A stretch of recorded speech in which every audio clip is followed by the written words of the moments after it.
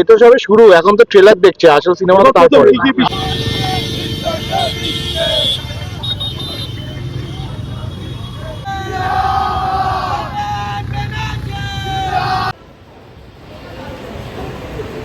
একটু এদিকে, হ্যাঁ একটু এদিকে, এদিকে একটু এদিকে, একটু এদিকে।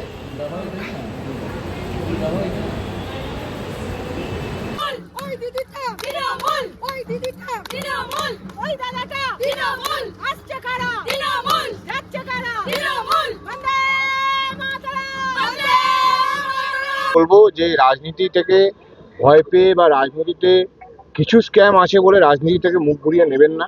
আপনারা আসুন, আপনারা নিজেরা যদি না এগিয়ে আসেন তাহলে এটা যেটার পরিবর্তন করতে চাইছেন সেই পরিবর্তন হওয়া সম্ভব নয়। আর আমি তরুণদেরকে এটাও বলবো যে যদি আপনারা মনে সত্যি কোনো পরিবর্তন চান, আপনারা নিজেরা সেই পরিবর্তন হয়ে আসুন। এই আমাদের দেখতেই পাচ্ছেন, আমাদের তৃণমূল কংগ্রেস প্রত্যেকবার যে প্রার্থী তালিকা দেয় তাতে তরুণের ওপরে জোর দেয়, এবারও দিয়েছে।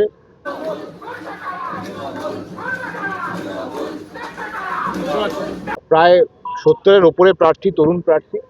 এবং আমি আমার দলনেত্রী মমতা বন্দ্যোপাধ্যায় এবং সর্বভারতীয় সাধারণ সম্পাদক অভিষেক বন্দ্যোপাধ্যায়ের কাছে চিরকৃতজ্ঞ থাকবো। দেখুন, পার্মানেন্ট ইনফ্রাস্ট্রাকচার ডেভেলপ করতে হবে যাতে ড্রেনেজ সিভারেজের প্রবলেমটা সলভ হয়। যে রাস্তাগুলো পথশ্রীতে কমপ্লিট হয়নি, যেগুলো পথশ্রীতে রিটেন্ডার করতে হবে ইলেকশনের পরে, আমি সব অথরিটিদেরকে রিকোয়েস্ট করবো তাড়াতাড়ি রিটেন্ডার করতে। যেগুলো পথশ্রীতে কভার হবে না সেই রাস্তাগুলো করার চেষ্টা করব। আমাদের হাসপাতালগুলোতে অলরেডি আগের এমএলএ ল্যাড এবং এমপি ল্যাড ফান্ডে অনেক অত্যাধুনিক মেশিন দেওয়া হয়েছে, আগামী দিনেও যাতে দেওয়া হয়, যাতে আমার এমএলএ ল্যাড থেকে সেটার আমি চেষ্টা করব। আর একটা কোন্নগর থেকে একটা কলকাতাগামী একটা বাসের একটা দাবি আছে। আমি ইমিডিয়েটলি আমাদের ট্রান্সপোর্ট ডিপার্টমেন্টের সঙ্গে কথা বলবো যাতে এখানে একটা বাস থাকে, যাতে মানুষকে 150-200 টাকা খরচা করে কলকাতা না যেতে হয়।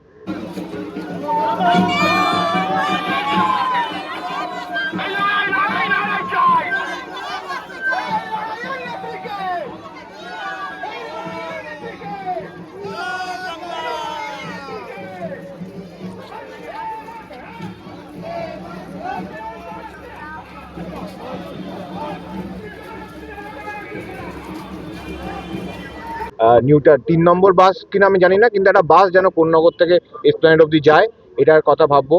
এবং একটা ইচ্ছা আছে এখানে একটা মডেল স্কুল, একটা নার্সিং কলেজ যেটা নেই এখানে, এগুলো করার চেষ্টা করব। আরও অনেক পরিকল্পনা আছে, এটা অত কম সময়ের মধ্যে বলা সম্ভব নয়। আগামী দিনে উত্তরপাড়ার মানুষ দেখবে। দেখুন, আমি কাজ করার ছেলে এবং কাজ করে দেখাবো যে উত্তরপাড়া একটা বিধানসভায় কী কাজ করা যায়।